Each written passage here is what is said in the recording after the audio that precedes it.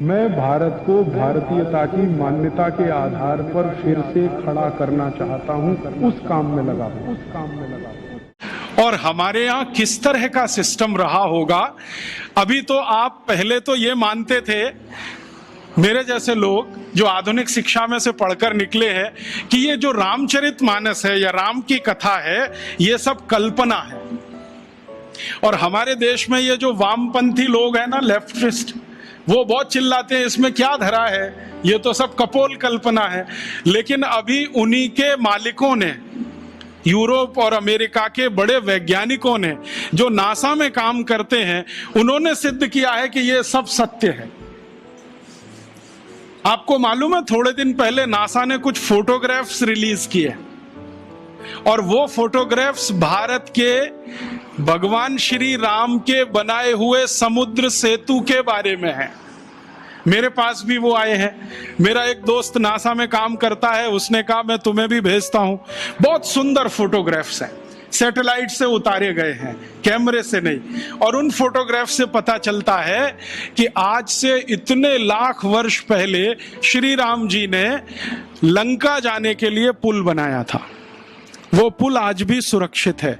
बस इतना ही अंतर है कि पहले वो समुद्र के ऊपर था, अब समुद्र में नीचे है। नीचे कैसे चला गया?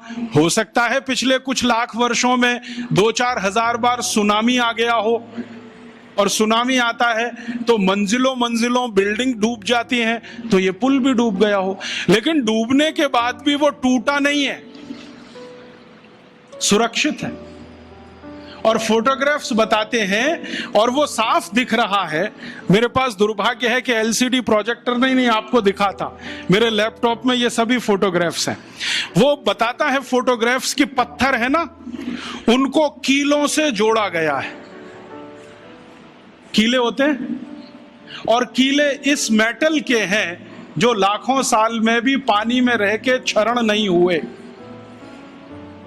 कहीं कहीं पत्थर के बीच में चूना लगाया गया है, वो साफ दिखता है। सीमेंट कहीं नहीं है, क्योंकि सीमेंट था भी नहीं। तो चूने और कीले से जोड़े हुए पत्थर अभी तक सुरक्षित हैं, टूटे नहीं है। और उससे भी बड़ी बात यह है कि उस पूरे पुल पर क्रैक नहीं है, कहीं भी एक क्रैक भी नहीं है। हम सीमेंट की अच्छी से अच्छी बिल्डिंग बनाते हैं और आरसीसी का लेंटर डालते हैं, 2-4 साल में ही क्रैक्स आ जाते हैं, लेकिन उसमें कोई क्रैक भी नहीं है। और उसकी एक और बड़ी विशेषता है कि वो पुल जो है ना, जेड शेप में है पूरा। जेड बनाते ना अंग्रेजी का, ऐसे है पुल। अभी जो पुल बनते हैं वो स्ट्रेट लाइन होती है, एक सीधी रेखा में दीवार खड़ी करते हैं तो डैम बन जाता है, वही पुल जैसा हो जाता है डैम की दीवार। वो जो है ना, ऐसे बनाया गया। क्यों?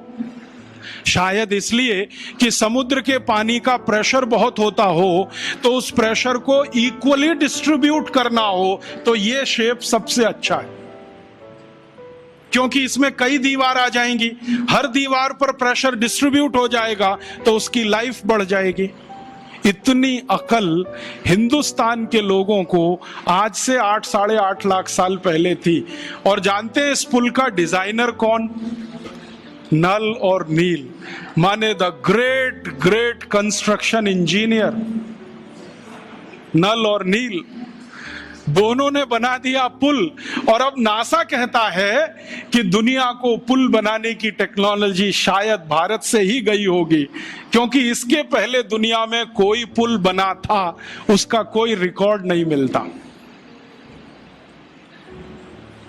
तो अब उस पुल पर से जाकर राम की सेना वापस आई।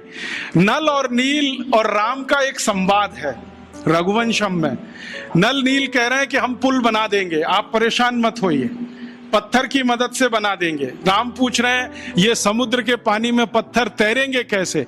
उन्होंने कहा वो आपकी चिंता नहीं, हमारी है, क्योंकि हाइड्रोलिक्स हम समझते हैं, आप नहीं समझते। हाँ, वो ऐसे ही बोलते हैं। तो रघुवंशम में तो वो बराबर बात करते हैं। रामचरितमानस में तो सभी पात्र जो है ना, राम को भगवान मानते हैं, इसलिए बात ही नहीं करते। वाल्मीकि रामायण में, कंब रामायण में, रघुवंशम में सभी पात्र बराबर बात कर रहे हैं, क्योंकि वो सहयोगी है। तो वो राम को समझा रहे हैं कि इसकी चिंता आप मत करो, हम कर देंगे। राम पूछ रहे हैं तुम्हारे पास तकनीकी क्या है? तो उन्होंने कहा हम पहले नाव डुबोएंगे, पत्थर ले लेके नावों को डुबोएंगे, डूबते डूबते वो ऊपर तक आएगी, तब कंस्ट्रक्शन शुरू करेंगे। कितना दिन लगेगा? उन्होंने कहा जो लगे सो लगे, लेकिन पुल बना देंगे। तो राम जी पूछ रहे हैं कि ये पुल बनेगा तो जाएंगे तो सही, लौट के आएंगे कि नहीं? तो उन्होंने कहा आपको मैं एक गारंटी दे सकता हूं कि अपनी सेना जो जाएगी वो तो लौट के आएगी, जो रावण की सेना इस पुल पर आई तो ये डूब जाएगा। कैसे डूब जाएगा? तो वो कह रहे हैं कि हमने इसका जो हिसाब निकाला है ना पूरा, आपकी सेना में तो सब बानर हैं। हाँ, और बानर जब चलते हैं ना तो मिनिमम प्रेशर डालते हैं जमीन पर।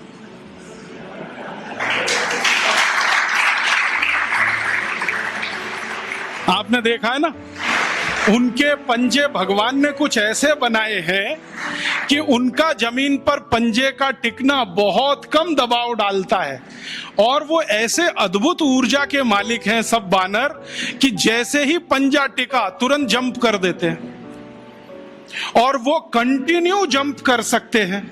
1 किलोमीटर तक कर सकते हैं, 2 किलोमीटर तक कर सकते हैं। तो नल नील कह रहे हैं कि हमने पुल का डिजाइन ऐसा रखा है कि ये बानर जंप करके तो निकल जाएंगे सबके सब, जो रावण की सेना आई तो ये डूब जाएगा, क्योंकि रावण की सेना में सब राक्षस हैं। राक्षस शरीर में भारी हैं, भारी होने के साथ दबाव ज्यादा डालते हैं, तो ये पुल टूट जाएगा, वो मर जाएंगे।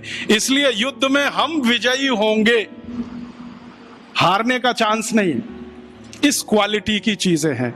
अब ये क्वालिटी किसी देश में आई हो तो मैं मान सकता हूं कि उस पुल को बनाने का मटेरियल उस जमाने में रहा हो, और उस पुल को बनाने वाले जो लोग रहे, नल नील जैसे पता नहीं कितने, उनको और भी बहुत कुछ ज्ञान आता हो। क्योंकि पुल बनाने में जो उन्होंने चूना घिसा है उसमें कई तरह की जड़ी बूटियां भी मिलाई गई, उनको जड़ी बूटियों का भी ज्ञान हो। तो इससे यह सिद्ध होता है कि उस जमाने का कंस्ट्रक्शन इंजीनियर जड़ी बूटियों का भी ज्ञाता होता होगा। हो सकता है आयुर्वेद भी उसको आता होगा।